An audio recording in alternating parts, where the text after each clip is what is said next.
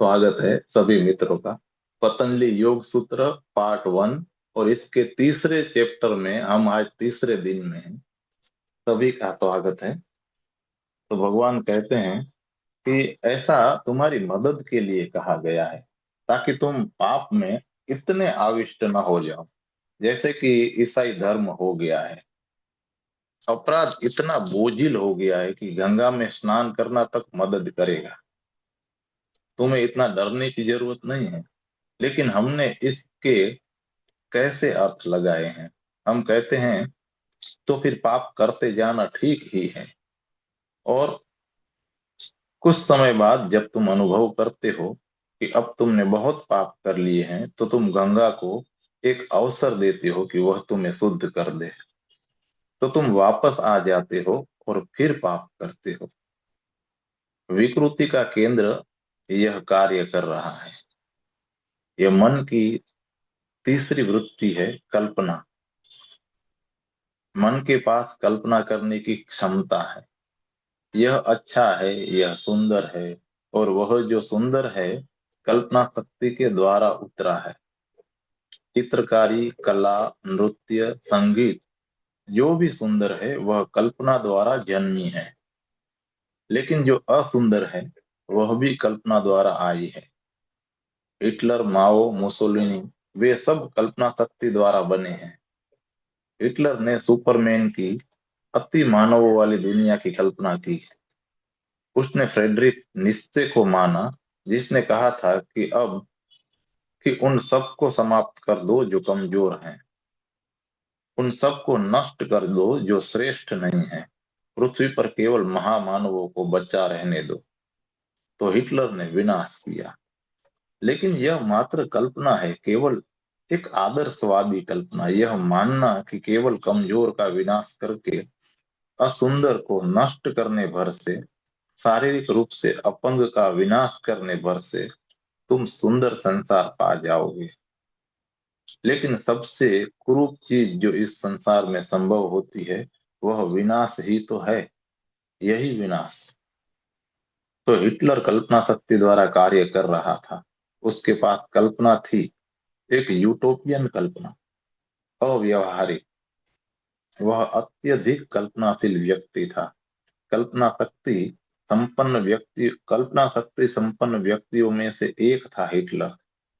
उसकी कल्पना इतनी मतांध और इतनी उन्मत्त हो गई कि अपने कल्पनापूर्ण संसार के कारण उसने इस संसार को पूरी तरह से नष्ट करने की कोशिश की।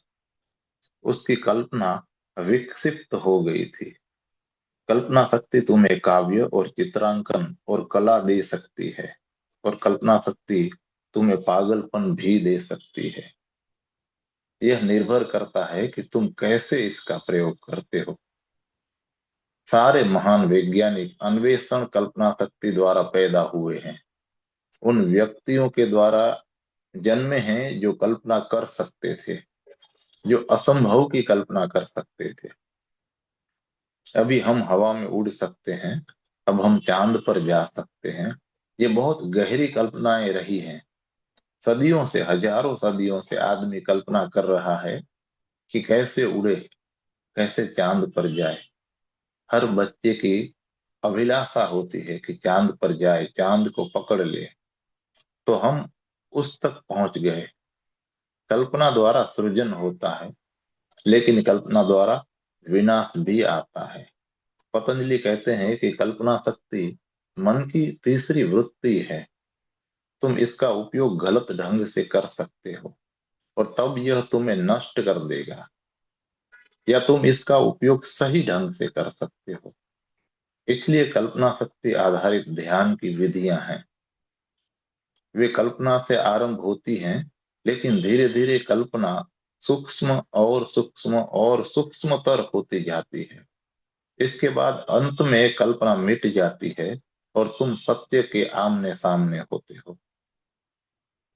ईसाइयों और मुसलमानों के सारे ध्यान मूल रूप से कल्पना शक्ति के हैं। पहले तुम्हें किसी चीज की कल्पना करनी होती है। तुम इसकी कल्पना किए चले जाते हो और फिर कल्पना शक्ति के द्वारा तुम आसपास एक वातावरण को रच लेते हो। तुम इसका प्रयोग कर सकते हो, तुम देख सकते हो कि कल्पना शक्ति के द्वारा क्या संभव होता है। असंभव भी संभव हो जाता है। यदि तुम सोचते हो कि तुम सुंदर हो, यदि तुम कल्पना करते हो कि तुम सुंदर हो, तो एक अनिवार्य सुंदरता तुम्हारे शरीर में घटने लगेगी। जब कोई पुरुष किसी स्त्री से कहता है कि तुम सुंदर हो, वह स्त्री उसी क्षण बदल जाती है, चाहे पहले वह सुंदर न रही हो सकता है इस क्षण से पहले वह सुंदर न रही हो, घरेलू सी साधारण हो, लेकिन इस आदमी ने उसे कल्पना दे दी है। इसलिए वह औरत जो प्रेम पाती है सुंदर हो जाती है। वह पुरुष जिससे प्रेम मिलता है ज्यादा सुंदर हो जाता है। ऐसा व्यक्ति जिसे प्रेम न मिला हो, चाहे स्वरूपवान हो, कुरूप हो जाता है, क्योंकि वह कल्पना नहीं कर सकता, वह कल्पना नहीं कर सकती। और यदि कल्पना शक्ति नहीं होती है तो तुम सिकुड़ जाते हो। कुएं कुएं पश्चिम के बड़े वैज्ञानिकों में से एक है। उसने केवल कल्पना शक्ति के द्वारा कई रोगों से छुटकारा पाने में लाखों लोगों की मदद की। उसका फॉर्मूला बड़ा सीधा था। वह कहता था कि महसूस करना शुरू करो कि तुम ठीक हो। मन के भीतर दोहराते ही रहो कि मैं बेहतर से बेहतर होता जा रहा हूँ। हर रोज मैं बेहतर हो रहा हूँ। रात को जब तुम सो जाते हो, तुम सोचते जाना कि मैं स्वस्थ हूँ, मैं हर पल अधिक स्वस्थ होता जा रहा हूँ। और तुम सुबह होने तक दुनिया के सबसे अधिक स्वस्थ व्यक्ति हो जाओगे। तो बस ऐसी कल्पना किए चले जाओ। और उसने लाखों लोगों की मदद की। असाध्य रोग भी ठीक हो गए थे। यह एक चमत्कार जान पड़ता था, लेकिन ऐसा कुछ था नहीं। यह सिर्फ एक बुनियादी नियम है। तुम्हारा मन तुम्हारी कल्पना शक्ति के पीछे चलता है। मनोवैज्ञानिक अब कहते हैं कि यदि तुम बच्चों को कहो कि वे मूड हैं, मंद हैं, तो वे वैसे ही हो जाते हैं। तुम उन्हें मंद होने के लिए धक्का देते हो। उनकी कल्पना शक्ति को इनके सुझाव दे देकर। और इसे सिद्ध करने के लिए कई प्रयोग किए गए हैं। यदि तुम एक बच्चे से कहते हो कि तू मंद बुद्धि है, तू कुछ नहीं कर सकता, तू गणित को इस प्रश्न को हल नहीं कर सकता, और फिर तुम उसे प्रश्न दो और इसे करने के लिए उससे कहो, तो वह उसे हल नहीं कर पाएगा। तुमने द्वार बंद कर दिया है उसका। लेकिन यदि तुम बच्चे से कहो कि तुम बहुत बुद्धिमान हो, और मैंने तुम जैसा बुद्धिमान कोई दूसरा लड़का नहीं देखा, अपनी उम्र के लिहाज से तुम बहुत ज्यादा बुद्धिमान हो, तुम में बहुत संभावनाएं दिखती हैं, तुम कोई भी प्रश्न हल कर सकते हो, और फिर तुम उससे प्रश्न हल करने के लिए कहो, वो उसे हल कर पाएगा। तुमने उसे कल्पना दे दी है। अब तो वैज्ञानिक अन्वेषण हुए हैं और उनके प्रमाण हैं कि जो भी बात कल्पना में उतर आती है वह बीज बन जाती है। कई पीढ़ियों को, कई सदियों को, कई राष्ट्रों को बदल डाला गया है कल्पना शक्ति का प्रयोग करके। तुम भारत में पंजाब में जाकर देख सकते हो। एक बार मैं दिल्ली से मनाली तक की यात्रा कर रहा था। मेरा ड्राइवर एक सिख था, एक सरदार था। वह सड़क खतरनाक थी और हमारी कार बहुत बड़ी थी। कई बार ड्राइवर भयभीत हुआ, कई बार वह कह उठा कि अब मैं और आगे नहीं जा सकता, हमें पीछे जाना पड़ेगा। हमने हर तरह से उसे राजी करने की कोशिश की। एक जगह तो वह इतना डर गया कि उसने कार रोक दी और वह बाहर निकल आया और कहने लगा कि नहीं, अब मैं यहां से आगे नहीं बढ़ सकता। वह कहने लगा यह खतरनाक है। हो सकता है यह आपके लिए खतरनाक न हो, आप मरने के लिए तैयार हो सकते हैं, लेकिन मैं नहीं हूं। मैंने वापस जाने की ठान ली है। अब संयोगवश मेरा एक मित्र जो सरदार ही था, जो एक बड़े पुलिस अफसर थे, वह भी उसी खड़क पर साथ ही आ रहे थे। मनाली में ध्यान शिविर में भाग लेने के लिए वह मेरे पीछे ही आ रहे थे। तो उसकी कार उसी जगह आ पहुंची जहां हम रुक गए थे। तो मैंने उससे कहा कि कुछ करो कि यह आदमी तो कार से उतर पड़ा है। पुलिस अफसर उस आदमी के पास गया और बोला, तुम एक सरदार, एक सिख हो और ऐसे डरपोक, चलो कार में जाओ। वो आदमी फौरन कार में बैठा, कार चला दी। तो मैंने उससे पूछा कि क्या हुआ। वह बोला, अब उसने मेरे अहंकार को छू दिया है। उसने कहा था कि तुम कैसे सरदार हो। सरदार का अर्थ है लोगों का अगुआ, एक सिख और ऐसा डरपोक। उसने मेरी कल्पना को जगा दिया है, उसने मेरे स्वाभिमान को छू दिया है। उस आदमी ने कहा कि अब हम जा सकते हैं, मुर्दा या जिंदा हम मनाली पहुंचेंगे। और ऐसा केवल एक व्यक्ति के साथ घटित नहीं हुआ है। यदि तुम पंजाब जाओ तो तुम देखोगे कि लाखों के साथ घटित हुआ है। पंजाब के हिंदुओं और पंजाब के सिखों को जरा देखना, उनका खून एक ही है, वे एक ही प्रजाति के हैं। केवल 500 वर्ष पहले सब हिंदू ही थे, लेकिन एक अलग तरह की प्रजाति, एक अलग तरह की सैनिक जाति पैदा हो गई। केवल दाढ़ी बढ़ा लेने से, केवल अपना चेहरा पर बदल लेने से तुम बहादुर नहीं बन सकते, लेकिन तुम बन सकते हो। यह केवल कल्पना शक्ति की बात है। नानक ने सिखों को एक कल्पना दे दी कि उनकी एक भिन्न प्रजाति है। उन्होंने उनसे कहा कि तुम अजेय हो, और एक बार उन्होंने इस पर विश्वास कर लिया। एक बार पंजाब में कल्पना शक्ति कार्य करने लगी तो 500 वर्षों के भीतर पंजाबी हिंदुओं से बिल्कुल भिन्न एक नई प्रजाति अस्तित्व में आ गई। भारत में उनसे ज्यादा बहादुर कोई नहीं है। इन दो विश्व युद्धों में प्रमाणित हो गया कि सारी पृथ्वी पर सिखों की कोई तुलना नहीं है। वे निडरता से लड़ सकते हैं। क्या घटित हो गया है? इतना ही हुआ है कि उनकी कल्पना शक्ति ने उनके आसपास एक वातावरण निर्मित कर दिया है। वे अनुभव करते हैं कि केवल सिख हो जाने से ही वे भिन्न हो जाते हैं। कल्पना काम करती है। यह तुम्हें बहादुर आदमी बना सकती है, यह तुम्हें डरपोक भी बना सकती है। मैंने सुना है कि मुल्ला नसरुद्दीन एक शराब खाने में बैठा शराब पी रहा था। वह बहादुर आदमी नहीं था, वह सबसे बड़े डरपोकों में से एक था, लेकिन शराब ने उसे हिम्मत दे दी। तभी एक आदमी, एक भीमकाय आदमी शराब खाने में दाखिल हुआ। वह क्रूर आकृति का था, खतरनाक दिखता था, और वह खूनी जैसा लगता था। किसी और वक्त मुल्ला होश में होता तब डर गया होता, लेकिन अब वे नशे में था, इसलिए वह बिल्कुल भयभीत नहीं था। वह क्रूर आकृति वाला आदमी मुल्ला के पास आ गया, और यह देखकर कि वह बिल्कुल डरा हुआ नहीं है, वह मुल्ला के पैरों को झा दबाया। मुल्ला गुस्से में आ गया, उग्र हो गया, और बोला कि क्या कर रहे हो तुम? क्या तुम ऐसा इरादतन कर रहे हो, या सिर्फ यह एक तरह का मजाक है? वह आदमी बोला कि ऐसा प्रयोजन से किया है। मुल्ला नसरुद्दीन बोला, तो धन्यवाद। यदि यह प्रयोजन से किया है तो ठीक है, क्योंकि मुझे इस तरह का मजाक पसंद नहीं है।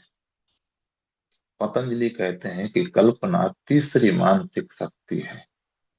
तुम कल्पना किए जाते हो तो तुम अपने आसपास विभ्रम बना लेते हो। भ्रम, सपने, और तुम उनमें गुम हो सकते हो।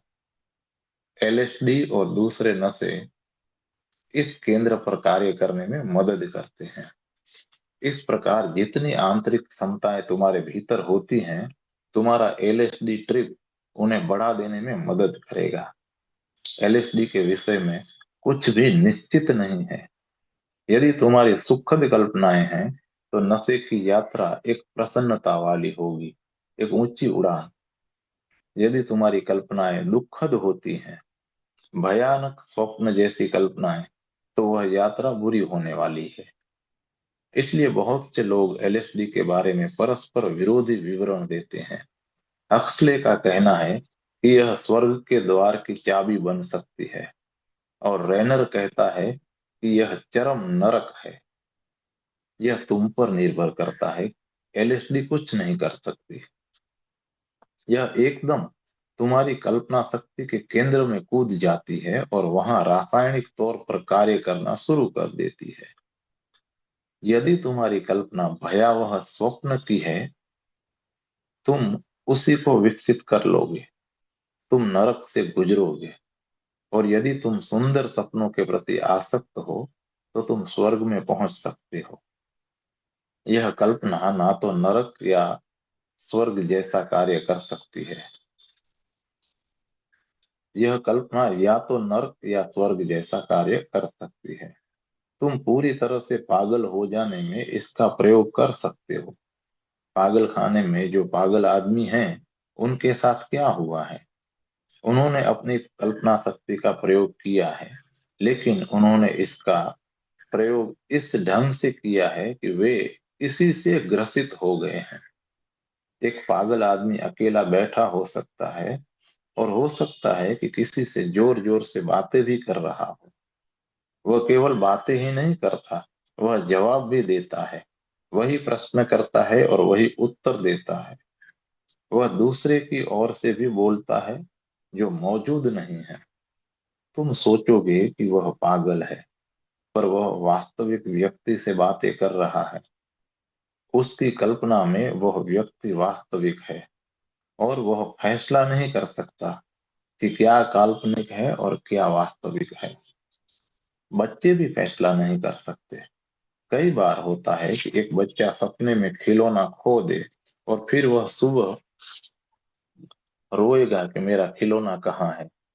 बच्चे नहीं जान सकते कि सपने सपने हैं और वास्तविकता वास्तविकता है। उन्होंने कुछ खोया नहीं है, वे केवल सपने देख रहे हैं। लेकिन सीमाएं धुंधली हो गई हैं। वे नहीं जानते कि कहाँ सपना समाप्त होता है और कहाँ से वास्तविकता आरंभ होती है। एक पागल आदमी के लिए भी सीमाएं धुंधली हो गई है। वह नहीं जानता कि क्या वास्तविक है, क्या अवास्तविक। यदि कल्पना शक्ति का ठीक प्रकार से प्रयोग किया जाए, तो तुम जान लोगे कि यह कल्पना है, और सचेत रहोगे कि यह कल्पना ही है। तुम उसमें मजा ले सकते हो, लेकिन तुम जानते हो कि यह वास्तविक नहीं है। जब लोग ध्यान करते हैं तो बहुत सी बातें घटित होती हैं उनकी कल्पना के द्वारा। उन्हें रोशनियां, रंग, दृश्य दिखने लग जाते हैं। वे स्वयं भगवान से बातें करने लगते हैं, या जीसस के साथ चलने लगते हैं, या कृष्ण के साथ नाचने लगते हैं। ये काल्पनिक चीजें हैं, और ध्यानी को याद रखना पड़ता है कि कल्पना शक्ति की क्रियाएं हैं ये सब। तुम उनका मजा ले सकते हो, इसमें कुछ गलत नहीं है। वे हैं, लेकिन मत सोचना कि वे वास्तविक हैं। ध्यान रहे, केवल साक्षी, केवल चैतन्य ही वास्तविक है, और कुछ भी वास्तविक नहीं है। जो कुछ घटित होता है सुंदर हो सकता है। मजा लेने जैसा हो तो मजा ले लो। कृष्ण के साथ नाचना बहुत सुंदर है, इसमें कुछ गलत नहीं है। नाचो, उत्सव मनाओ। लेकिन ध्यान रहे निरंतर कि यह केवल एक कल्पना है, एक सुंदर सपना। इसमें खो मत जाना। यदि तुम खो जाते हो, तो कल्पना खतरनाक हो सकती है। कई धार्मिक व्यक्ति अपनी कल्पनाओं में खो जाते हैं। वे कल्पनाओं में रहते हैं और अपना जीवन गंवा देते हैं। मन की चौथी वृत्ति, वो है निद्रा। जहां तक तुम्हारी बाहर गतिमान चेतना का संबंध है, निद्रा का अर्थ है मूर्छा। तुम्हारा चैतन्य स्वयं में ही बहुत गहरे चला गया है। क्रियाएं रुक गई है। सचेतन क्रिया रुक गई है। मन कार्य नहीं कर रहा है। निद्रा अक्रिया है मन की। यदि तुम्हें सपना आ रहा है तो वह निद्रा नहीं है। तुम केवल जागने और सोने के बीच में हो। तुमने जागना छोड़ दिया है, लेकिन अभी तुमने निद्रा में प्रवेश नहीं किया है। तुम तो बस बीच में हो। निद्रा का अर्थ है एक समग्र निर्विषयी अवस्था। कोई क्रिया, कोई चेष्टा मन में नहीं है। मन पूरी तरह से लीन हो गया है। वह विश्राम में है। यह निद्रा सुंदर है, यह जीवन दायिनी है। तुम इसका उपयोग कर सकते हो। और यदि तुम जानते हो कि इस निद्रा का उपयोग कैसे करना है, तो यह समाधि बन सकती है। समाधि और निद्रा बहुत भिन्न नहीं है। अंतर केवल यही है कि समाधि में तुम जागरूक रहोगे, दूसरी हर चीज समान होगी। निद्रा में हर चीज वैसी ही होती है। फर्क केवल यही है कि तुम जागरूक नहीं होते। तुम उसी आनंद में होते हो जिसमें बुद्ध ने प्रवेश किया है, जिसमें रामकृष्ण जीते रहे हैं, जिसमें जीसस ने अपना घर बनाया। गहरी निद्रा में तुम उसी सुखद अवस्था में होते हो, लेकिन तुम जागरूक नहीं होते। सुबह तुम अनुभव करते हो कि रात अच्छी रही। सुबह तुम ताजा, सजीव और परिपुष्ट अनुभव करते हो। सुबह तुम अनुभव करते हो कि यह रात सुंदर थी, लेकिन यह मात्र परिणाम बोध है। तुम नहीं जानते कि नींद में क्या घटित हुआ, वास्तव में क्या घटित हुआ है। तब तुम होश में नहीं थे। निद्रा का दो ढंग से उपयोग किया जा सकता है। पहला ध्यान के रूप में, और दूसरा सहज विश्राम की तरह। लेकिन तुमने वह भी खो दिया है। वास्तव में लोग अब निद्रा में जा ही नहीं पाते। वे लगातार सपने ही देखे चले जाते हैं। कई बार बहुत कम क्षणों के लिए वे निद्रा को छूते हैं, और तब फिर उन्हें सपने आने लगते हैं। निद्रा की चुप्पी, निद्रा का वह आनंदमय संगीत अब अज्ञात हो गया है। तुमने उसे नष्ट कर दिया है। स्वाभाविक निद्रा स्वाभाविक निद्रा तक विनष्ट हो गई है। तुम इतने शिक्षित और उत्तेजित हो कि मन पूरी तरह से विस्मरण, विलीनता में नहीं उतरता। लेकिन पतंजलि कहते हैं कि नैसर्गिक निद्रा शारीरिक स्वास्थ्य के लिए अच्छी होती है। और यदि तुम नींद में सचेत हो सकते हो, तो यह समाधि बन सकती है। यह आध्यात्मिक घटना बन सकती है। तो विधियां हैं, और हम आगे बाद में उन पर विचार करेंगे कि निद्रा, ध्यान और जागरण कैसे बन सकती है। गीता में कहा गया है कि योगी नींद में भी सोता नहीं है, वह नींद में भी सचेत बना रहता है। उसके भीतर कुछ जागरूक बना रहता है। सारा शरीर निद्रा में डूब जाता है। मन उतर जाता है निद्रा में, लेकिन साक्षी बोध बना रहता है। कोई जागता रहता है। मीनार जैसी ऊंचाई पर कोई दृष्टा बना ही रहता है। तब निद्रा समाधि बन जाती है। वह परम आनंद उल्लास बन जाती है।